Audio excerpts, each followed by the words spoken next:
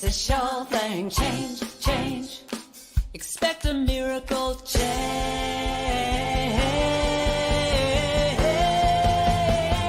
Watch me change when you change the way you look at things.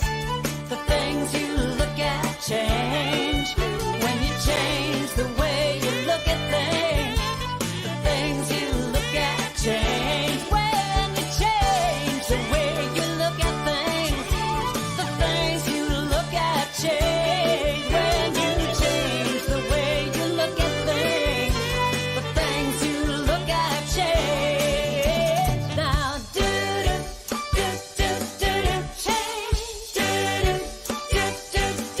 change. Change.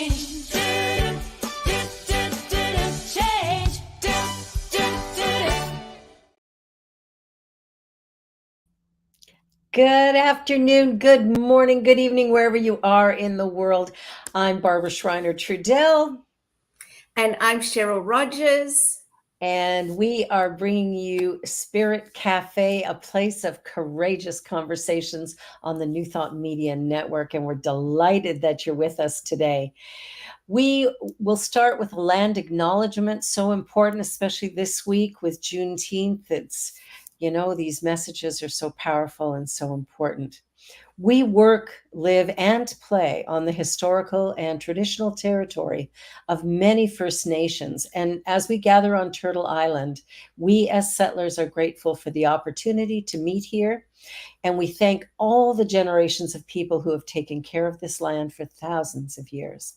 This includes the Métis, Inuit, and all Indigenous people. We also acknowledge that as we continue to grow and expand on these lands, there is still unresolved and dangerous inequality toward our BIPOC and 2S LGBTQ plus family. And by making these acknowledgements, we strive to be allies and take an active part in reconciliation. We recognize our oneness, we realize our history, and we choose to create a new reality. We are one. Yes, we are. And I am so excited about our guest today, Edwina Cowell. Edwina is the CEO of Spiritual Playdate and the owner of Cowell Designs, where she leads with philosophy that each person is here to fulfill a larger purpose by sharing their own individual gifts. Through her dedicated passions, she provides the necessary guidance that each company needs for their success. And today we're going to be talking about Spiritual Playdate, which is something that I believe 3 busy moms came together, of which Edwina was one, to engage with their kids on a social, emotional, and spiritual level. And something beautiful has grown out of that. And we want to share that with you and hopefully this, spread it even further, because it's so important, the work that they're doing and the program they've put together that's made it so easy for many of us to use. I'm not sure where, there you are. Hi, welcome, Edwina. Welcome, Edwina. Hi there. Thank you for having me. Oh, it's a pleasure. Thank you for accepting our invitation.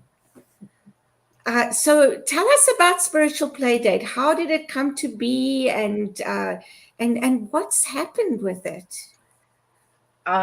Okay, so Spiritual Playdate started, as you mentioned earlier, with 3 moms and 3 7-year-old boys on a living room floor. We were having a weekly play date with these 3 7-year-old boys who, of course, shared very little with us. And all 3 moms were different, were slightly different in terms of background. But we used to all complain about the same situation where we felt like we weren't able to engage much with the kids about spirituality or issues, bullying, whatever it was. It would sort of come up and then be reacted to and then go away. And it wasn't really things were not they were happening reactively in the moment versus us sitting down proactively and talking about different things with them. Right. So my 7-year-old was at Unity at the time, and I was attending Unity at the time. And we came from, that Unity principles, which I loved and still do. And one of the other moms had left all organized faith, and her son was asking to go to synagogue with the neighbor next door. And then, or maybe it was, I can't remember, it was some house of worship with someone that she didn't know. And the third mom, her son was in a religious school, and she felt like it was a little too extreme and a little too rigid and a little too conservative at that point for them too. And so she was concerned. And so we decided to take that playtime where the boys were just running around in the yard and we were having tea and sit down with the kids. And so once a week, we would pick a topic and we'd take out books and we'd come up with everything from activities to meditations to, games, projects, service projects, all kinds of things. And we did it for 2 years. And I think it was really successful. I mean, it was certainly gave us the opportunity to also think through the kinds of things that we wanted to share with them. I think a lot of parents are really intimidated by these conversations because we don't always know what we believe ourselves, and we certainly don't want to do damage. So that's the origin story of it. And fast forward many years, my son is just turned 24, and this program was just sort of grew into what we thought would just be a program for parents, and has grown. In 2015, we launched nationally as a national website. In 2018, we launched internationally at the Parliament of World Religions with our international offerings. And what we feel is important is that we come from a very sort of Socratic method of questioning versus delivering theology, delivering answers. It's really the questions that get people thinking, including the adults. So that's a little bit of background, and it's really an online program, although we do work with lots of groups and help with events and different things of that nature as well. And we're just really excited. We're going to be at Parliament in Chicago at 2023 this year in August. So we're really exciting as it's really growing and breaking through. And I think the world's hungry for something like this right now. So Absolutely. Yeah. I think, it's interesting, the training that's required for different things that we do, but parenting, there isn't any. You have to seek it out. Nobody's going to teach you. You have to sort of stumble along, and we go into it with the idea of, oh, I'm going to do it all right. My parents messed it up, but I'm going to be perfect. And I think there's a little bit of delusion as a first-time parent that gets sort of pushed aside after the first few months of no sleep and whatever else goes on, and then the challenges that come, which are natural parenting. There's always those ups and downs. What are some of the things that you're able to put across through this program that assist parents in being able to speak to their kids and to create a path for them that will help to diminish the fear and the anxiety? Well, we try to give them a lot of simple resources in the program itself. We like to provide them with, simple kind of down to earth language, scripts of questions, simple activities, but things that are still fun and relevant and engaging for the kids.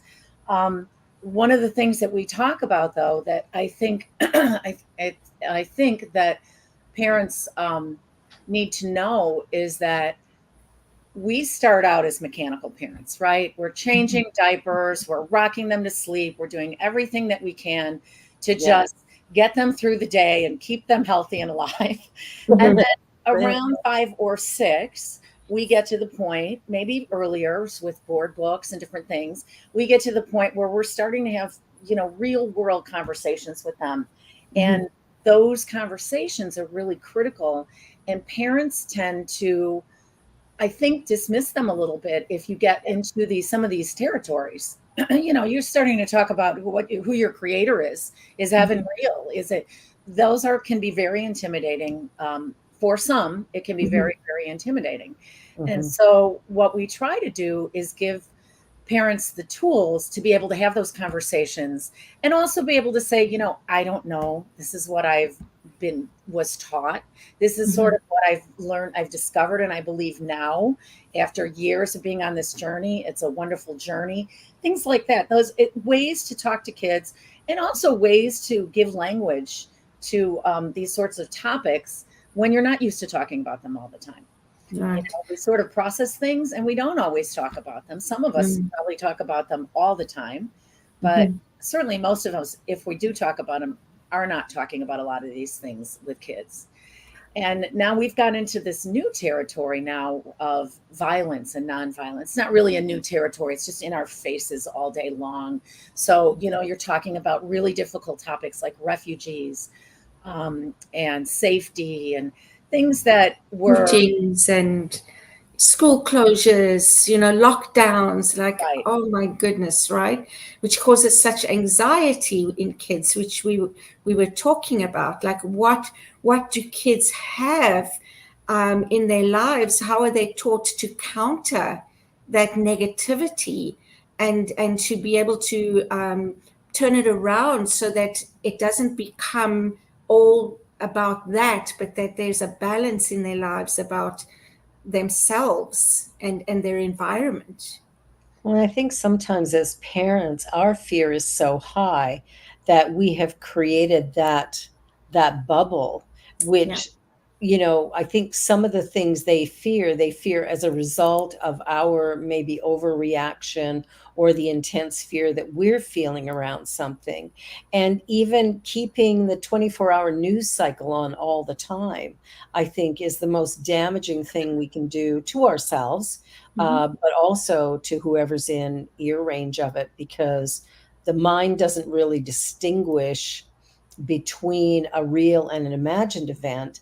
And if you see a story repeated, 25, 30 times an hour, it begins to seem like there's 25 or 30 events, Mhm. and it sort of elevates that fear. And I think as parents, we have to pay attention to how we're feeling as well if we're going Mhm. to create a safe space for our children. That is exactly right. And you really hit the nail on the head, because we talk about this a lot in fear and anxiety, which is one of our soul talks. And just to sort of bring some clarity, we have two types of, we call them conversations, discovery sessions. There's soul talks, which are a bigger topic like forgiveness, nonviolence. They're 3 sessions. They're meant to be done in 3 sessions. They're kind of a deep dive. And then there's something we call pop-ups, which might be a single session on like refugees, for example. What is a refugee? So it gives you an opportunity to talk about something like that with the kid Mhm. without, or several kids, Mhm. without having to do much bigger sessions. But fear and anxiety, which happens to be without a doubt probably one of my top most important favorite soul talks, is really does talk about what anxiety is, and talking about it with kids so that they understand that fear is a normal human emotion. It is, Yes. back in the reptilian brain back here, it's here. It is a survival emotion that we have developed, highly developed. Mhm. And anxiety is really the manifestation of that fear. But Mhm. to your point, Barbara, real or imagined, we cannot distinguish between real and imagined fear. That's And right. what happens to our brain is, when we are up here in our cognitive brain, we are thinking and having conversation. When we're being chased by a tiger, this shuts down. We Mm. go into our reptilian brain. Okay, it's our normal physiological reaction. The problem with this is then you start to have these physiological reactions. You have, the hair standing up on your arms, your stomach is upset all of a sudden, your chest hurts all of a sudden, you can't sleep, all these things are happening to your body, because this is driven by this reptilian portion of our brains. you can't think your way out of that. No. You have to do something that you couldn't do if you were being chased by a tiger.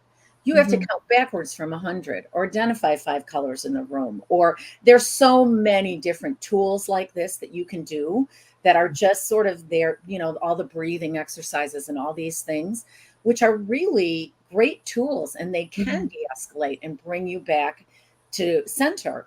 And like I had said, we were talking earlier, I think a lot of parents, they hear that a young kid is diagnosed with anxiety, and of course they're terrified, and of course they immediately, you know, it's about the, you know, going to get a medication and therapy and all these things.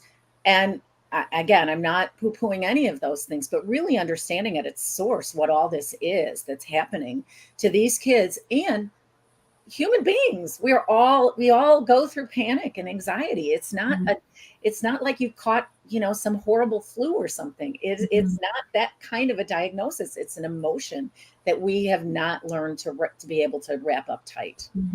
But I think part of it is we don't have real conversations. You know, as parents, we often hide our history because we're afraid if our children hear it, then somehow it's going to justify them doing something wrong or whatever. And I think that's a big mistake too, to pretend that we're saints, because they know we're not. They see right through it. But to talk about the mistakes we've made, the ways we've stumbled and fallen, and how we've gotten ourselves back up. You know, I'm here today as a result of the courage I had to face certain things. And I think there's a great learning in that. And of course, another big topic is death. And again, nobody wants to talk about the D word. That's right. Yeah, it's so important. It's part of every journey. Right. And that is another set of soul talks, and it is talked about very contextually and broadly. And you know, it's interesting because we get topic suggestions from families and parents and teachers. And so, of course, the kids want to talk about heaven and hell. Well, you can't really talk about heaven and hell until you talk about life and death. And then you can't really, still can't talk about it until you talk about the concept of a soul, because you can't really have an afterlife unless there's a soul. So, you know, body, mind, and soul, living and dying, heaven and hell, these are all things that sort of dovetail into each other. And I think people would be surprised that it's not as hard as you think to discuss these things if you feel like you don't need to have some concrete, definitive answer. That you can say, this is an experience that we're having as human beings, and this is an amazing life, and it's going to be hard. I think that's another thing that we don't do very well with our kids, is we don't prepare them and tell them how hard life is. I would love to know if any of our listeners would like to think that tell me life is not hard, because life is hard. And we, you know, paint these pictures like everything's great, everything's great, everything's great. And then these young, you know, tender, beautiful souls get to middle school, which I call the cruelest season, and they're just bashed to pieces. And what happened to us in middle school is not their experience. And people are talking about this, you know, this generation is weak, it's soft, it's less. No, it's not. Their traumas and their experiences are horrifying compared to what we've been through. So suck it up, Buttercup, is not what we need to tell them. We need to tell them that they can suck it up, but they're going to go through dark times and amazing times. So I think all of those kinds of things, and what we're talking about before about countering all this constant negative nonsense that's just coming at them, the cyberbullying and the news and the, you know, all of it is just, we have got to find ways to break into that with very positive messaging and trusting conversations and ways for them to express themselves where they start to understand their feelings better and feel like that they are going to be a little more equipped.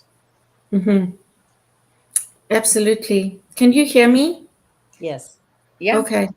My internet connection seems to be a bit unstable again.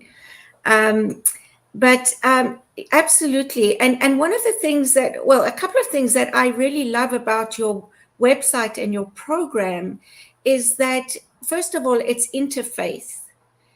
So it's not about religion. It's not about, anything like that, but it's more about understanding different faiths, different religions, having these conversations. And the other thing is that you really do provide the, like, what's the word?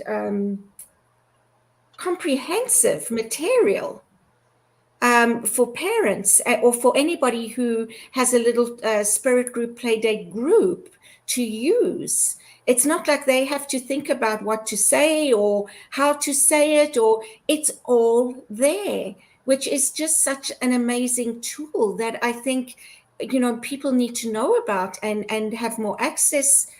They have the access, but we need to spread the awareness so that they do access it, because I think it's so important nowadays. It's very difficult. I have a grandson who I can see gets very frustrated and has anxiety, and it's like, what do you do? It's hard to, as a parent, to watch that and know what to do about it and where it's coming from. And like you were saying, medicating and therapy and all that kind of thing, I think that should be a last resort. I think, working through the emotions and working through the what it's about is more important. And if we don't have the tools, if we don't know how, which most of us, I don't think, do, if we're not trained, and we're not born natural parents anymore. We live in isolated what do you call it, pods, silos, right? So we don't live in communities like we used to, and raise kids in the village, with the grandparents and the aunts and the uncles and the cousins and all the rest of it. And so I think it's important that parents today give themselves a break and access these tools, rather than think they can do it on their own. Well, I think the other thing that we have to acknowledge is that parents have also become so overwhelmed. Yeah. And, just talking about our approach, first of all, there's a couple of things. We were three moms that had no resources. So we sort of came up with this method and this whole format just because it was what we needed for ourselves to do. So it just naturally, organically happened this way. We didn't want it to be too long. We didn't want them to be bored. We didn't want to be talking at them or just be the only ones talking. So how did we get them talking? All of those things. And they're designed. And we also have on our team, we have SEL certified teachers. So they also have a lot of in-depth knowledge about the best way to approach some of these things developmentally for different ages too. So, but the other thing that's happened, we have a number of folks that have contributed to this over time who have been Sunday school teachers or therapists, certainly moms, grandparents. And so we know what there's so many obstacles. There's 100 things that are more fun and easier to do than sit down and, or take your kid to church or to synagogue or something. So I think that trying to find things that are more relevant, easier, more interesting, some of the games that we have, and we're developing a lot more games, we think are really fun for kids. We have a golden rule spinner that they literally can spin and they can see all 22 versions of the golden rule. And of course, they keep spinning and spinning because they want to see their faith's version of the golden rule. We have a wonderful matching game on sacred spaces. And sacred spaces are a lot of the topics we start broadly and then try to bring it back to the individual, to the child, the parent, the teacher. So what we try to do is we try to, what is love, loving others, loving yourself, what is forgiveness, forgiving others, forgiving yourself. So sacred spaces, of course, broadly, we often think of sacred spaces as man-made houses of worship, right? So we start with sacred spaces and man-made spaces, and we talk about all those spaces, but then we talk about natural spaces. And then we challenge the kids and the parents to think of their own sacred spaces. And I think many of us that have been on faith journeys will tell you that's the journey we go on, and that's what you as ministers sort of take us on that journey. But we don't do that much with the kids. And they get bits and pieces. They get, they don't get that big picture, that journey of, oh, okay, now it's about me. How does this impact me? What is sacred to me? And so we have a matching game. And the first one is houses of worship. And the second one is natural spaces. And the third one is pictures of their bedroom, or a tea kettle, or a piano, or a classroom. And it's funny because the kids will be like, they'll see the classroom like, that's not sacred. And then we'll be like, you sure? You're learning a lot of stuff there. And then they start thinking, so getting them thinking is hugely important. So I think that's the big thing. We're going to take a quick commercial break because this feels like a nice little natural break here. You're watching Spirit Cafe here on the New Thought Media Network, and we're going to be right back. So don't go away.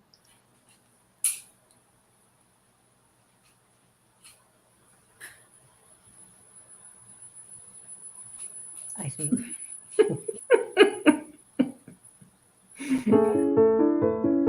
New Thought Media Network.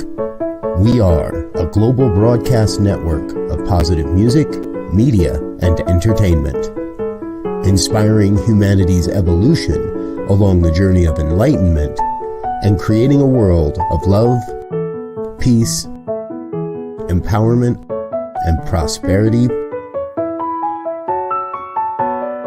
for all. New Thought Media Network. Positively inspiring.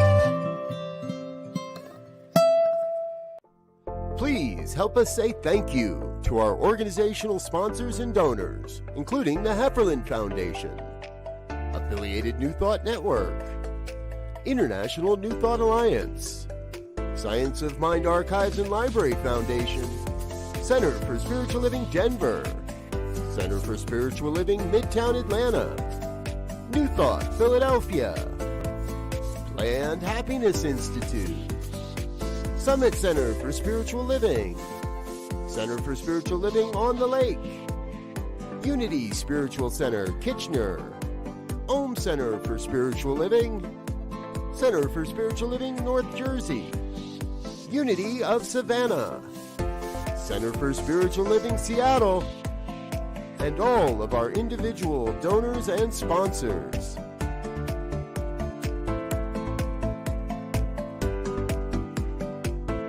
Thank you for being a part of the New Thought Media Network. Please come be you.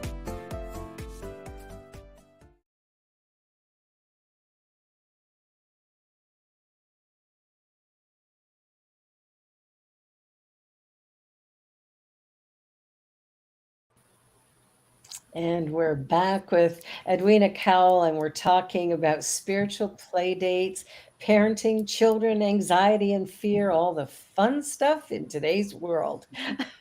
So, absolutely. Plenty of it. I have a question. I just think about the youth that I know, and I would say that most of the youth I know are not into religion. They're not into spirituality. They're not, into anything like that. They really are busy parents. They work, they cook, they clean, and they're doing a lot of sports with their kids, running from one thing to the other. So what would one be able to say to attract them to this program? Because I think it's such an important program. And it's not about religion. And even though it's called Spiritual Playdate, it really is about socializing, addressing emotions. It's addressing so many different things. It's understanding different religions and cultures, which they're surrounded by anyway. So it's important, I think, that we talk about these things. What would you say to someone like that? Well, I think I'm not sure we have to say too much anymore at this point. I think people are seeing what has happened because of the state of play right now, because we have all sort of, lost a touchstone, whether it's with our faith tradition or, that village sort of upbringing that we had where we felt like there was community and connection with family and people mentoring and nurturing.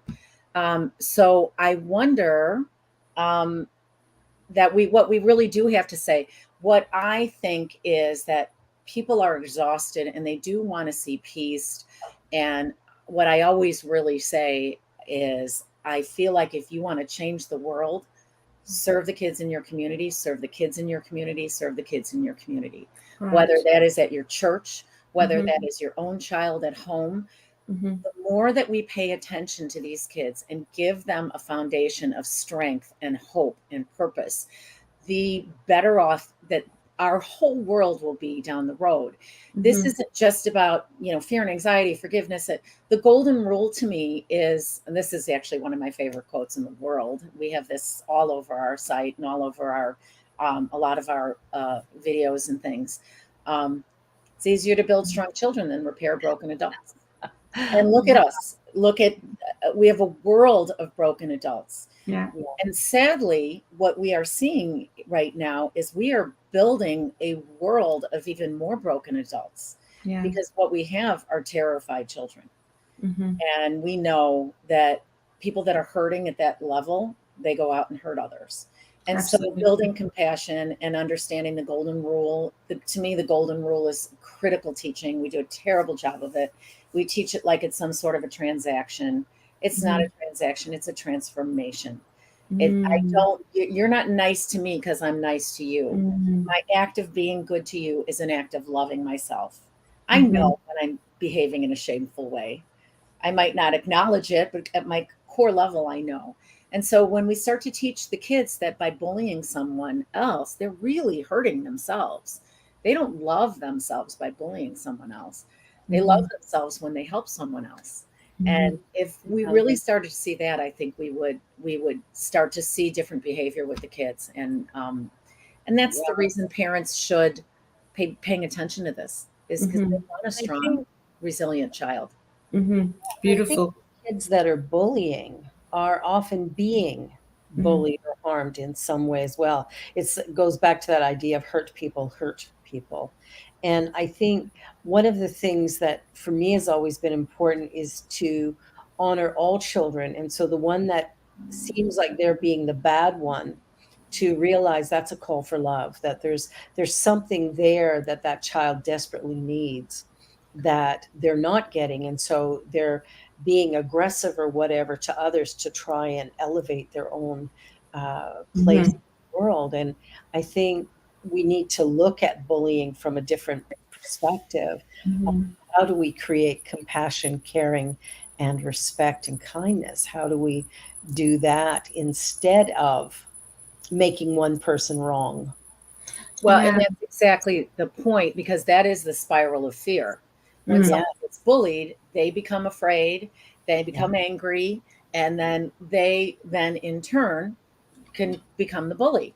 And so and we see it all the time. So again, not that a simple discussion is going to change that child, but at least planting some seeds of understanding so that they understand that person, that child that's bullying them, might be beaten at home. Maybe their mother's dying. Maybe we don't know. We have no idea. So that is the way to start to build some empathy and compassion, is to just sit down and talk about these things at an early age and say to a kid, you know what, we got to the point, it took us a year and a half probably, but we did probably get to the point where we said, you know what, you're going to get bullied. And it's going to be hard and it's going to hurt, and you're going to get stronger and you're going to react well, and you're going to come to me and tell me, and we're going to make it work. And, We're gonna instead figure of it out. just waiting until it happens and then this kid is on their And then- knees Yeah. because they just have never dreamed that someone could be so Yeah. horrible to them. For why? And And adults do cyberbullying it too. makes it worse because it's not even a face-to-face encounter. It's something Yeah. that's the world sees, and then talk about what you're imagining. Yeah. That's it. And imagination is such a powerful faculty. And of course, it operates probably more often in the negative. Yeah. And Because very we have trained it to do so. Yeah. Yeah. Yeah. I remember my daughter in kindergarten, getting smacked around by a boy and the teacher going, well, boys will be boys. Oh, And I'm like, no, no, I'm sorry. That's, this has to start now where we say no to these things. Yeah. It doesn't start when they're 15. That's too late. right. Mhm. We got to start when they're 2 and they're 3 and they're, to develop some sense of um, conduct with each other. And I love the quote that's beside you on the screen there. You are my other me. If I do harm to you, I do harm to myself. I think that's such a great statement to come to understand that whatever I do in the world comes back to me multiplied. Mhm. The harm I've done here is going to be magnified here. Mhm. So I love that. That's beautiful. And I love what you're saying. Sorry, go No, ahead, go ahead. Edwina. Oh, I was just going to say, this is an ancient Mayan precept, and it's called In Lakesh. And we try to put it out there as much as possible. We urge people to start meetings with this, classes. We do it as a call and response, even on our Zoom meetings, just to sort of set a tone and an intention and keep reminding ourselves and reminding ourselves and reminding ourselves that this is the way, this is the golden rule. Beautiful. This is the golden rule. Yeah. So don't just be kind because someone's told you to be kind. Mhm. Do it because it builds you and lifts you up. Oh, look at that. That's so cool. And that's like all the different faiths and religions and Unitarian Universalism. We affirm and promote respect for the independent web of all existence of which we are a part. Beautiful. And they all really crystallize down to very much the same thing. Beautiful. Treatment of others. New thought represented on there.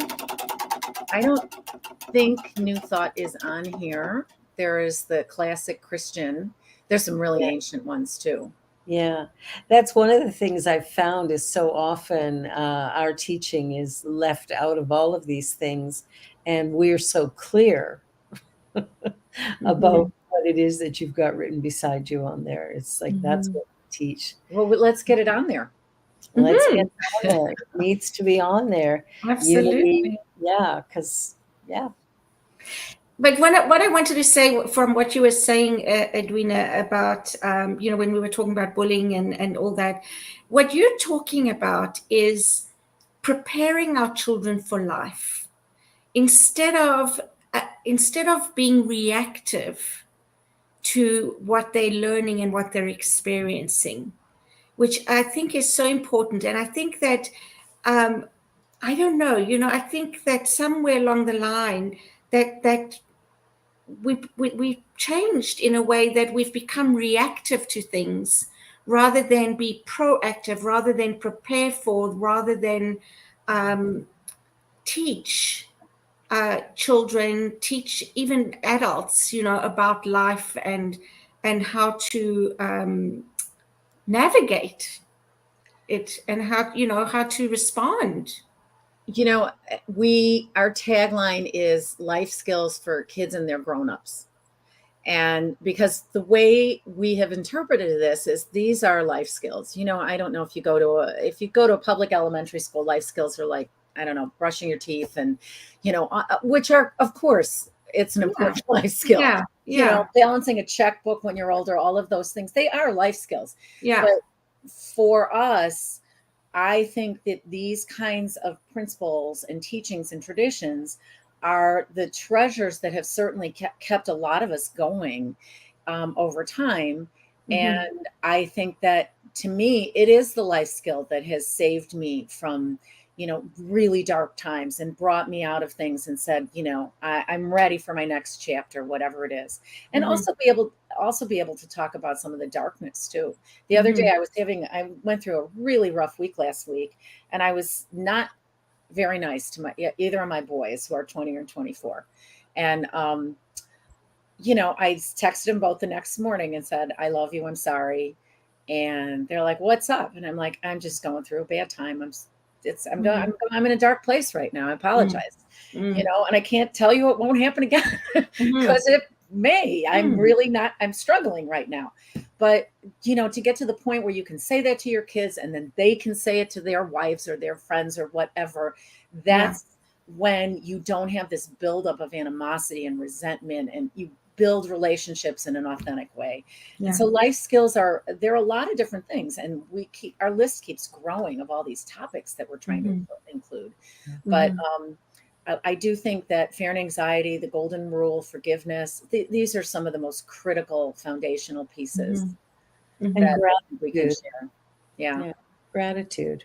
Being grateful for what you do have, grateful for what is going on, grateful for the ability to get up every day and walk if you're able to walk. There should be a level of gratitude for that. There's so many things. I remember when my daughter was 5, my youngest daughter, when she was 5 years old, said, Mom, you and Dad need to give me more freedom. Love that. Love it. And it's like, you're 5. I got to look back. You probably have many other instances of her just coming out with again, and they surprise us because they are brilliant and amazing, and they grasp so much more than we give them credit for. Oh, absolutely. Absolutely. And they know what they need and who they are until we interrupt that. Right. Yeah. I wanted to go ahead. Do you have any? Yes, no, please. One thing. I don't know how much more time we have, but I do want to mention one story about fear and anxiety, which is my absolute favorite. Favorite thing. So there is a book out there called After the Fall, and it's the author is Dan Santan. It's on our website, and it is the story of Humpty Dumpty after he's fallen off the wall. And Dan wrote this book. It's a children's book, and it's beautifully illustrated. He wrote it for his wife, who had severe panic attacks. So the story is, I think we all are familiar with the story. Humpty falls off the wall. He's all broken, and no one could get him back together again. And so this is after this fall. You see Humpty, and he's at the bottom of the wall, and he's cracked and broken and just sad and devastated. And so he comes to the wall, and he would stare up at the top of the wall, and he would wish that he could be up there on that wall watching the birds. And he was so hard on himself, and he would go back again and again and try to figure out how to get the courage to get back up on that wall. And so one day he finally gets back up on the wall. And I'm going to ask you both a question, and I want you to tell me what you think happened after he got up on the wall. And I tell you right now, every adult says the same thing to me, but go ahead. What do you think happens? The first thing that came to mind was he falls again. Of course, right? Barbara, how about you? Did that come to mind? You know what? I was thinking I did it. Well, you're closer. Yeah, That's up on the wall, and he hatches. Oh my gosh! He's an egg. He was always meant to be a bird. He flies away and soars with the birds. I love that. And this wall, this very beautiful metaphorical wall, has been keeping him from soaring. And it keeps all of us. It is after this fall that we've had, when we're broken, the fear keeps us from soaring. So this message, this book, is just a treasure. I encourage everybody, if you have a library, a church library, a home library, I encourage everybody to get this book. It is just beautifully illustrated. And I can't say enough about it. And I talk about it all the time because as adults, we can appreciate this story, and it frames the fear so clearly that when you can look at yourself when you're in that dark place, which is, I would say really always driven by fear, when you're in that dark place, what is it? How do you have to climb that wall again? What do you have to do to climb that wall again? So you can soar, so you can hatch and be that bird. And I think that dark place is telling us we're there. Right. You're at the we wall. bumped up You're against at the the wall. base of the wall. Yep. Yeah. And Yeah. if we can breathe into it and be with it, we can hatch and fly away. And this is a very simple way to talk about what fear is with kids, and really explain it to them, so that it just lays it out so clearly. And if they can start to believe in themselves, they can always conquer those things. They feel like rage. They feel like they want to punch. They feel like they don't know what to do with all these feelings. But once they start to have the language to say, you know what, I'm mad because I'm afraid this person's saying something about whatever it is, and backtrack into it, and then start to say, well, what can I do? What can I do? So I love that. Because that's talking about both and, right? It's all included. Right. It's not either or, it's all included, and it's part it's the of human it. experience. We are all having this. And that is another thing that's really important to tell our kids. We are all feeling these feelings, maybe not all at the exact same time, but we all have these experiences. It's just relative. What causes me the most pain is different from what causes you the most pain. We all feel the pain. Yeah, we do. We all feel the pain.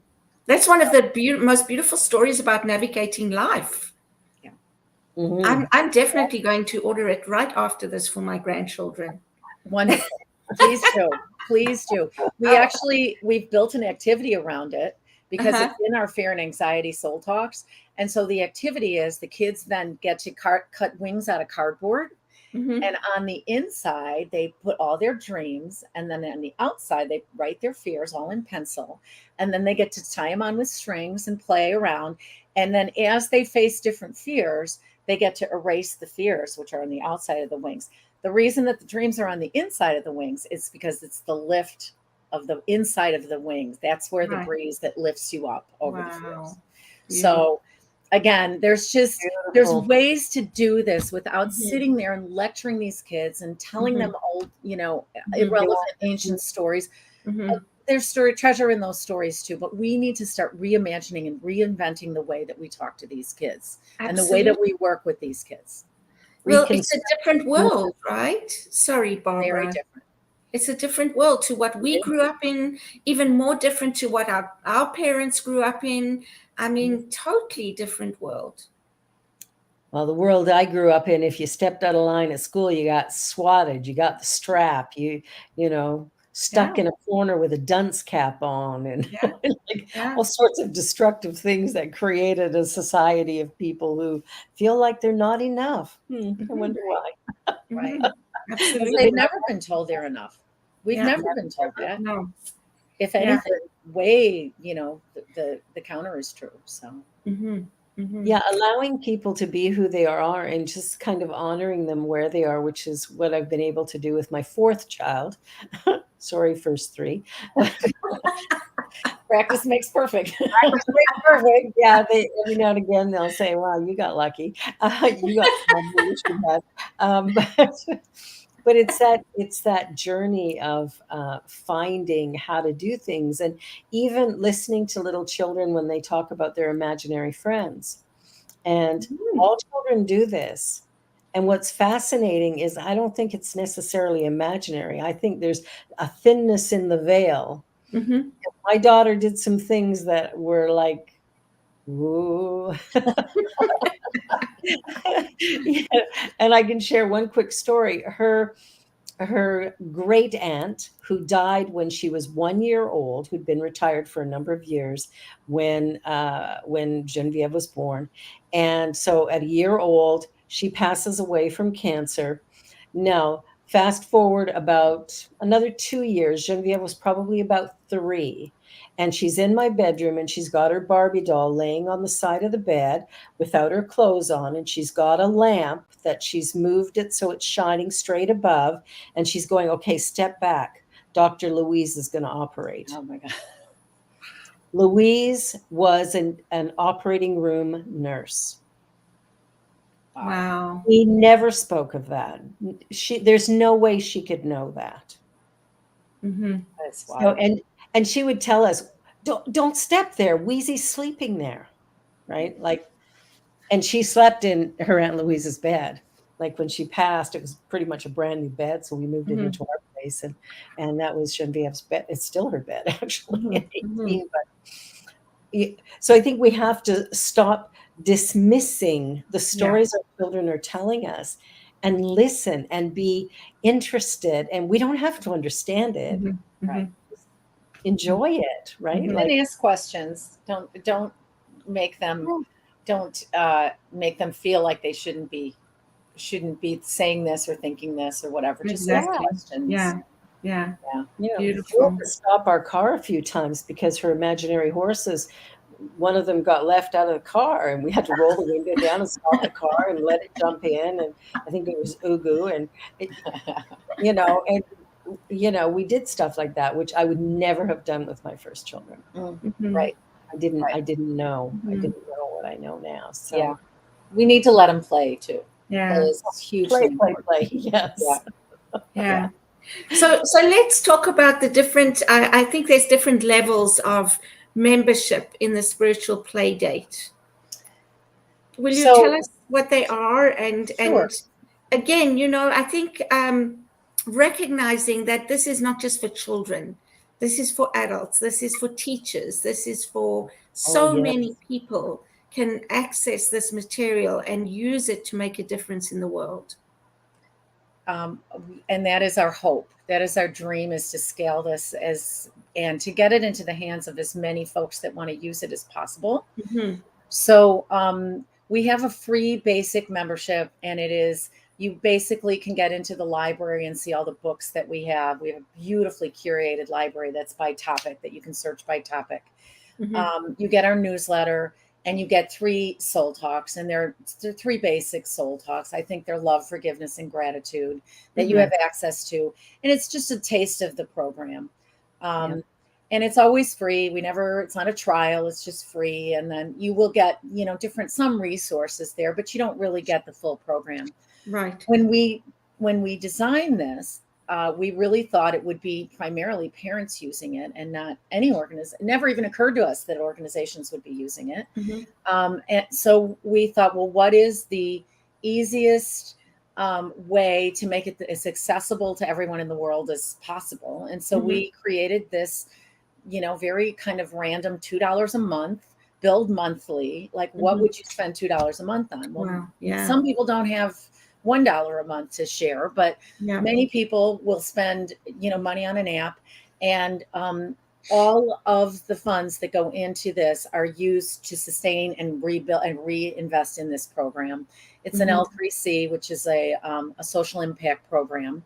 It's actually called a low profitability program, but it's a hybrid between a corporation and a nonprofit. So our mission supersedes profit. And as you can tell, no one's getting rich on our $2 a month. But what it does get you is any mother, any grandmother, any therapist, anybody that isn't involved with anything but just wants to use the program with a group of kids, $2 and you're in. And it's literally billed monthly. Right. The $101 a year is an SP affiliate. And that's for organizations. And it's for Sunday schools and interfaith organization and youth groups. And we have a lot of different folks. We just had the most interesting affiliate. We have a holistic taekwondo teacher in Uganda that is working with kids and refugees. And when I say holistic, he is very spiritual, social, emotional, physical, like he is training body, mind, and soul. And so not only does he do all this taekwondo, a lot of these young people are women too. He's doing all of this hardcore taekwondo and teaching them all of this. He helps to feed them, and they do sessions and programs, spiritual playdate sessions and programs, which is so exciting to me to see some of those kinds of things happening with the program, because it's not what you would assume would happen. And so the 101, the reason it's 101, well, the reason it's 101 really came kind of as a new thought number. It's abundance versus a $99, lack, a symbol of lack. So we chose $101 a year. You get a total of 3 users that you can do with that, yourself and 2 additional users. We list you on we have a new map coming up, an affiliate map coming up on our website. You can use our branding and our graphics to promote your center. We have a lot of spiritual centers and holistic kinds of centers that are starting to use the program, and some holistic yoga places that are starting to, in conjunction with yoga, kids yoga, family yoga, they're doing play dates and things. And you can use our branding, which is, kind of appealing and interfaith. And then we cross promote you on our social media. We consult with you. We collaborate with you. If you want to create an event, we will work with you and see what we can do to help, sort of nurture your program. Because if you're working with kids and it's winning in your community, then the program is winning. The program is getting out there. Yeah. So that's a little bit more about the actual program itself. Beautiful. Love it. Well, we're down to our last 4 minutes, and the time has really flown by. Edwina, one thought you'd like our watchers to just take away. What is the most important thing they could take away from today? I have to say it again. I have to say 2. First is start early. Do not wait till your kid's 9 or 10 and decide that we're going to have some, this epiphany and these enlightening conversations. 5, 6 years old, start with your kids as soon as you can. Start early. You will get so much more accomplished. They're so much more open. It's so much easier to talk about hard things. Yeah. But the real thing that I have to say to the whole world is, if you want to change our world, serve the kids in your community, serve the kids in your community, serve the kids in your community. Yes, yes, yes. I agree completely. Serve kids in your community. Start with the ones in your house and carry that on out. Family, your neighbors, your centers, your whole village. Absolutely. Cheryl, final thoughts? I'm excited about this program. I'm grateful, Edwina, that you and these 2 other moms decided to do what you did, and how it's evolved, and the difference and the change that it can make in this world, and I'm sure is already making. So I'm just thankful and grateful for that. Thank you. And I'm so excited I just, because I'm so passionate about this, and watching, I see some kids today that are acting out the way I did as a teenager. And I'm going, come on, haven't we evolved beyond that? And in some cases, no, we have not. And so when I see, a program like this, I can't wait to get on and log in and take out a membership, because I think this is exactly what we need in our world. And our world is a reflection of consciousness. And if we love our children enough, they'll love themselves enough that they can start loving us back. And the world will be that place we've been dreaming about. So thank you, Edwina, and your partners. This is spectacular. I can't wait to get the book for my great-grandson. I know my daughter will read it to him all the time, and it's just, it's yummy, yummy, yummy. And I'm going to get you on my Joy show, which is on Fridays, because love it. I would love it. That sounds wonderful. That sounds wonderful. And to all the Unity and New Thought folks that are out there listening, may I say thank you to you, and I'm grateful to you, Barbara and Cheryl, as well, for having me today.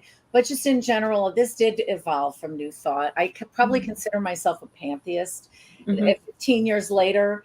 But I carry so many New Thought principles around with me all the time that serve me so well, and has really, been a springboard for so much of this. So Beautiful. It has a way of doing that. Well, we're out of time. Thank you so much for being with us today. For everybody who's watching, we love you. We bless you. You're watching Spirit Cafe, the place of courageous conversations. And we'll look forward to seeing you again next week. So just stay tuned and like, share, and subscribe. We're on the New Thought Media Network. Bye for now. Bye. On behalf of everyone at New Thought Media Network, thank you for being a member of our virtual family. Your financial contributions help share the New Thought message with people from around the world. Please visit and contribute at www.ntmedia.org/donate. New Thought Media Network, come be you. And please like, share, and subscribe. Until next time, peace and blessings.